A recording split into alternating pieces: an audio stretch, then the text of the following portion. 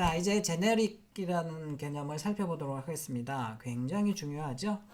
수입뿐만 아니고요. 여러분들이 어떤 언어를 객체지향 언어, 특별히 C++, 자바, C# 이런 것들 잘해라고 물을 때 저는 딱 꼭 물어보는 게 있어요. 제네릭 알아? 제네릭스 알아? 라고 물어봤을 때 그거 뭔데요? 라고 얘기하면 사실 잘 모르는 겁니다. 그 언어에 대해서. 그만큼 굉장히 이제 보통 책에 보면 거의 제일 뒤에 있어서 모르는 사람들이 많아요. 그래서 이제 여러분들 자바나 C샵이나 C++에서도 꺽쇠가 나온 소스를 봤습니까? 중간중간에 대가로, 소가로, 중가로도 아니고 이렇게 꺽쇠가 나오는 경우가 이제 제네릭스예요. 제네릭스. 그래서 이제 이걸 알고 있어야지 여러분들이 조금 고급 프로그래머라고 생각할 수가 있고 문법을 완벽하게 그 언어의 문법을 제대로 알고 있다고 생각을 하면 되겠고요. 자, 일반적으로 이 제네릭스는 굉장히 중요한 개념입니다. 프로그래밍 언어에서. 그래서 안 들어가 볼 수가 없겠네요. 시간이 좀 걸리지만 잠깐 들어가 볼게요.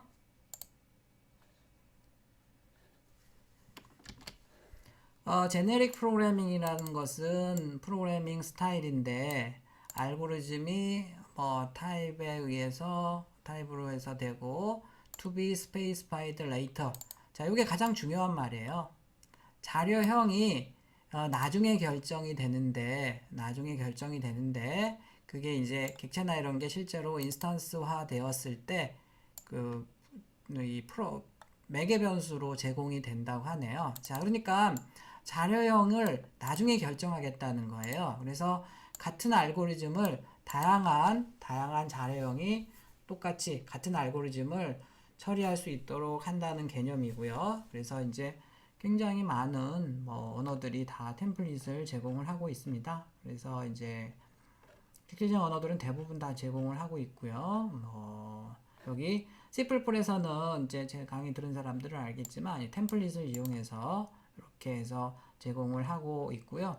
그 다음에 D라는 언어도 있어요. 거기도 템플릿을 이용해서 하네요. 자, 그 다음에 AFL이라는 것도 있고 자바에서는 따로 이렇게 나와 있네요. 자바에서도 이렇게 이제 꺽쇠가 있으면 걔가 제네릭스라고 생각하면 되겠습니다. 제네릭스. C샵에서도 이렇게 꺽쇠가 있고요. 대부분 이렇게 꺽쇠가 있으면 그게 이제 제네릭스라고 생각을 하면 되겠습니다. 자, 그래서 물론 이제 스위프트에서도 여기 지금 스위프트 북을 가보면 굉장히 자세하게 나와 있고요. 꺽쇠 우리 이제 책의 예제에서는 이렇게 셋 어플레이션 타입인데 거기에 UI 터치 이렇게 쓰겠다라고 되어 있고요.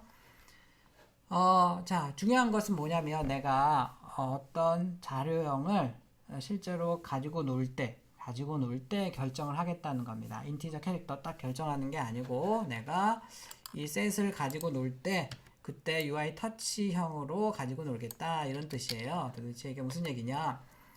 자, 여기 지금 수압 인티저라는 함수가 있습니다. 그냥 함수의 메소드가 아니고 이렇게 해서 지금 보면 인아웃이 있는데 인아웃이 뭔지 모르겠다 라고 하면 빨리 함수 부분 보고 오세요. 인아웃 스위프트에서 콜바이 레퍼런스를 구현하는 방법이라고 그랬죠. 그래서 이제 외부 변수로 지금 이렇게 외부 매개 변수는 안 쓰도록 되어 있고요. A랑 B가 들어오는데 인티저 값으로 A와 B의 값을 두 개를 바꾸고 있고요. 내부적으로 함수 안에서 바뀌고 싶으면 바뀐 값이 함수 밖으로 나가고 싶으면 여기다가 inOut이라고 써준다고 했습니다. x가 10이고 20이에요. 호출할 때도 inOut이 있으면 반드시 그냥 변수만 쓰면 안 되고요. 앞에다가 주소를 의미하는 %를 써줘야 된다는 겁니다. C 언어랑 조금 비슷하죠. 자, 그래서 여기 지금 10과 20이 넘어가서 출력을 해보면 20, 10이 나와요. 여기 함수 내부에서 바뀐 내용이 함수 밖으로 나와서도 유지가 된다는 게 지금 inOut을 쓰고 이러는 거였습니다. 함수 부분에 있습니다. 자, 이게 이제 두 개의 값을 교환하는 소스인데 여기 똑같고요. 자, 다른 점은 지금 얘는 이제 인티저형이 아니고 더블형이에요. 더블형. 그러니까 더블형 두 개를 이렇게 xd와 yd를 넣어주고 이번에는 xd랑 yd의 주소를 넘겨주면 여기서 두 개의 값이 바뀌면 여기서 바뀔 거다. 그래서 xd와 y의 d 값이 바뀌어 있어요. 자, 마찬가지입니다. 근데 이번에는 이제 스트링형 두 개를 넘길 거고요. hi와 hello가 넘어가서 hello와 hi가 찍힐 겁니다. 자, 그런데 보니까 너무 낭비 아닌가요? 사실 세 개가 다 이거 보세요. 세 개가 다 기능이 똑같잖아요. 두 개 하나 받아서 걔를 두 개를 교환을 이렇게 하는 건데 자료형이 지금 인티저, 더블, 스트링. 자, 감이 오나요? 자, 이렇게 알고리즘은 지금 똑같잖아요. 이 세 줄로 똑같은데 자료형이 다르잖아요. 그래서 그러면 야, 이 자료형을 결정을 안 하면 어때? 사용할 때 결정하지 뭐 이런 개념이 바로 제네릭스라는 멋있는 프로그래밍 기법입니다. 자, 지금 이제 이렇게 해서 세 개가 똑같고요. 기능은 그 다음에 자료형이 인티저, 더블, 스트링 이렇게만 다르네요. 자, 이거를 제가 과감하게 하나의 함수로 만들 수가 있습니다. 자, 여기다가 이제 대표 이름 이렇게 이제 세 개 중에 대표 이름을 하나 쓰는데 수압이라고 쓰고 싶겠지만 수압이라는 함수가 이미 있어요. 이렇게 지금 수압이라는 함수를 지금 사실 만들고 있는 과정입니다. 이렇게 해서 되어 있어서 수압이라고 쓰지 말고 다른 이름으로 이렇게 해서 any가 더 들어가 있네요. 자, 이렇게 해서 이제 함수 이름을 만들고 그 함수 이름 다음에다가 꺽쇠를 하고서 이렇게 뭔가를 써줍니다. 꼭 t라고 쓸 필요는 없어요. 근데 보통 t라고 많이 씁니다. 이 함수에는 결정되지 않은 자료형이 하나가 있는데 그게 t형이다 이런 뜻이에요. 그래서 아까 인티저, 더블, 스트링 이 자리에다가 이렇게 t형이라고 써주면 되겠습니다. 기능은 다 똑같고요. t는 이제 타입의 이름이 되겠어요. 자, 이 세 개를 이렇게 함수 하나로 만들 수가 있어요. 자, 그러면 이제 빨리 실행을 해보고 싶죠. 자, 이렇게 해서 하나로 만들어 놓고요. 이제 x는 10, y는 20. 아까랑 똑같네요. 이렇게 해서 수압 any 함수를 이렇게 여기서 지금 인티저 값이 넘어가고 있잖아요. 그럴 때는 자동적으로 t가 다 인티저로 바뀌어요. 여기 인티저. 그래서 아까 첫 번째 함수가 지금 만들어지고 자, 두 번째 이번에는 더블형들로 호출하게 되면 여기 t가 다 더블형으로 바뀌고 아까 두 번째 이 함수가 자동으로 만들어집니다. 그 다음에 문자열이 넘어가면 스트링형으로 해서 자동으로 만들어져요. 자, 그래서 이 함수는 지금 하나지만 제네릭 함수는 이렇게 하나 있지만 여러분들이 어떤 자령을 넘기느냐에 따라서 이렇게 다양한 함수로 찍어낼 수가 있어요. 그래서 이제 C++에서는 이거를 이제 템플릿을 막 찍어낼 수 있는 거잖아요. 그렇게 이제 부르는데 굉장히 재밌죠. 이렇게 함수 하나로 내가 이 자료형을 나중에 결정하겠다. 언제 하냐면 런타임에 실행할 때 결정하는 겁니다. 그래서 요 순간에 지금 t가 다 인티저로 바뀌어서 그런 함수가 호출이 되는 거예요. 자, 얘는 t가 다 더블로 바뀌어서 호출이 되고요. 얘는 스트링으로 바뀌어서 호출이 되는 겁니다. 세 개의 함수를 하나의 함수로 바꿀 수 있고요. 자, 이렇게 이제 제네릭 함수라 그래요. 특별히 결정되지 않은 자료형이 있고 이제 걔를 이제 호출할 때 결정을 하고 이렇게 한다 그러면 그것을 제네릭 함수라고 얘기하고요. 자, 우리가 이제 함수만 해볼 게 아니고 구조체나 클래스를 만들어 보면 더 재밌겠죠. 그래서 일단 이제 뭐 구조체나 클래스는 비슷하니까 스트럭이라는 이 지금 인스택이란 우리 스택 알죠? 푸시 팝하고 이런 거 이제 그런 푸시랑 팝하는 기능을 갖고 있는 스택 구조체를 한번 만들어 보려고 해요. 자, 그래서 얘는 이제 프로퍼티로 지금 빈 배열을 일단 넣어주고요. 푸시는 지금 나중에 우리 배열이나 이런 거 쭉 제가 정리하겠지만 여기 배열을 점 append 하게 되면 여기 아이템을 지금 여기 배열에 처음에 빈 배열이었는데 그 배열에다 값을 계속 넣어줄 수가 있고요. 그 다음에 remove last 하게 되면 배열에 팝하는 기능 마지막에 들어간 애가 튀어나오는 인티저 값으로 튀어나오네요. 그렇게 할 수 있습니다. 자, 그 다음에 처음 보는 키워드가 있는데 이 mutating이라는 키워드예요. mutating. 자, 일반적으로 우리 구조체에서는요, 구조체가 value 타입이라서 이 메소드 안에서 여기 메소드 지금 푸시나 이 팝이 메소드죠. 메소드 안에서 이 프로퍼티 값인 이 지금 아이템이라는 빈 배열을 바꿀 수 없는데 이 구조체는 그래요. 구조체는. 자, 그런데 내가 여기서 지금 계속 이 append하고 remove last 해가지고 이 배열의 값을 계속 바꾸거든요. 아이템스를. 자, 그럴 때는 그런 걸 허용하려면 앞에다가 mutating이라는 키워드를 펑크 앞에다가 써줘야 됩니다. 자, 이렇게 하게 되면 이제 여기 구조체 내에서도 여기 프로퍼티를 값을 변경을 할 수가 있는 거예요. 자, 이렇게 해서 이제 인티저를 가지고 놀 수 있는 인티저 배열에다가 인티저 값을 저장할 수 있는 그 스택을 만들었고요. 스택 구조체를 만들었고, 처음에 이제 스택 오브 인티저라는 이 인스턴스를 이제 int 스택이라는 이 구조체 인스턴스를 하나 만들었습니다. 자, 그 다음에 이제 스택 오브 인티저의 아이템스 이 배열을 찍어 보니까 처음에 빈 배열이니까 이렇게 나올 거예요. 찍어 보세요. 그 다음에 이제 푸시를 합니다. 푸시 함수가 호출이 되면서 1이 1로 넘어가고요. 아이템으로 넘어가서 처음에 이제 1이 들어가겠죠. 빈 배열이었다가 여기 다시 배열을 찍어보면 1이 들어간 것을 확인할 수 있어요. 출력해보세요. 직접. 요번에 1을 넣어보면 이제 1과 해서 그 뒤에 계속 어펜드라는 건 계속 뒤에 들어가는 거니까 1, 2가 이렇게 나올 거예요. 3을 넣어보면 이제 1, 2, 3이 이렇게 나올 거고요. 여러분들 직접 해보라고 제가 여기 안 달아놨습니다.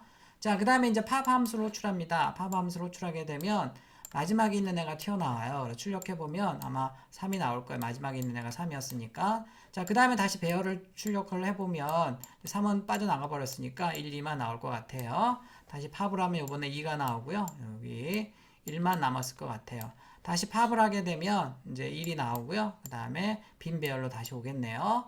자, 이렇게 해서 이제 우리가 구조체를 열심히 푸시팝 기능이 뭐 물론 복잡한 건 아니지만 다른 알고리즘들이 여기 많이 들어간다고 합시다. 그러면 열심히 만들어냈는데 이 스택은 단점이 뭐예요? 지금 단점이 뭔지 알겠어요? 우리가 인티저만 가지고 놀 수 있잖아요. 열심히 만들어놨는데 슬프게도 인티저 값만 가지고 놀 수 있네요. 그러면 뭐 더블형이나 플로트형, 뭐 캐릭터형 뭐 이런 것들 가지고 놀 수가 없잖아요. 이 지금 만든 구조체는. 자, 그래서 욕심을 내보도록 하겠습니다. 지금 아까 자료형이 여기 세 군데 있네요. 자, 그래서 바뀐 거는 지금 여기에다가 이 구조체 스택은 이제 이름을 바꿨습니다. 여기 지금 결정되지 않은 자료형이 하나 있어요. 라고 이렇게 해서 명시를 해주는 거고, 그 결정된 자료형들을 다 T형으로 바꿔주는 겁니다. T라고 바꿔주면 이제 멋진 제너릭 구조체가 된 거예요. 얘는 일반 구조체고요. 얘는 이제 딱 인티저만 가지고 놀 수 있지만 얘는 제너릭 구조체를 만든 겁니다. 멋지지 않나요? 빨리 실습을 해보고 싶죠? 자, 그래서 여기 지금 제너릭 구조체 스택을 만들어 놨고요. 자, 이제 여기에서 이 스택이라는 구조체를 가지고 놀 때는 일반적으로 가로 열고 닫고 하면 안 되고요. 반드시 이 T형을 먼저 결정을 해줘야 됩니다. 인티저입니다 라고 하면 여기가 다 인티저로 바뀐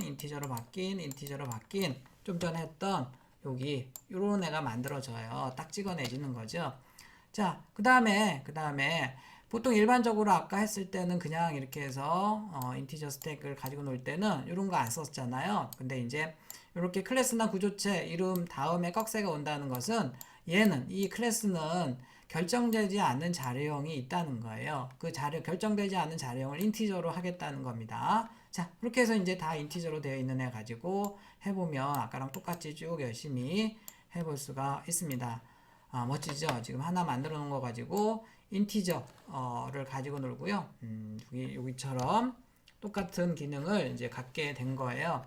이거랑 조금 다르긴 하지만.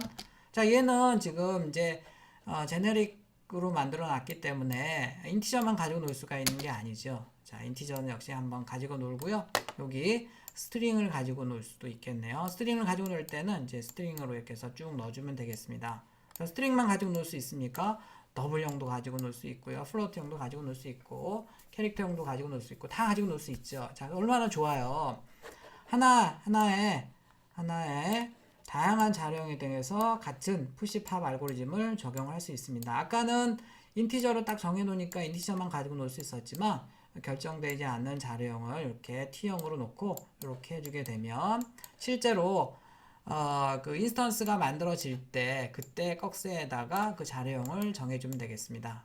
그렇게 하게 되면 자꾸 찍어낼 수가 있는 거예요. 자꾸 찍어내서 사용할 수가 있는 거를 제네릭이라는 개념이라고 얘기를 합니다. 정말 멋진 거죠. 그래서 여러분들이 C샵이나 자바에서 C++도 마찬가지고요. 이렇게 꺽쇠를 본다 그러면 얘는 일반적인 포괄적인 제네릭 클래스나 제네릭 구조체나 이런 것들, 다른 대부분 클래스죠. 제네릭 클래스다라고 생각하면 되겠고, 그냥 사용 못하고 반드시 자료형을 결정한 다음에 그 다음에 가지고 놀면 된다라고 생각을 하면 되겠습니다.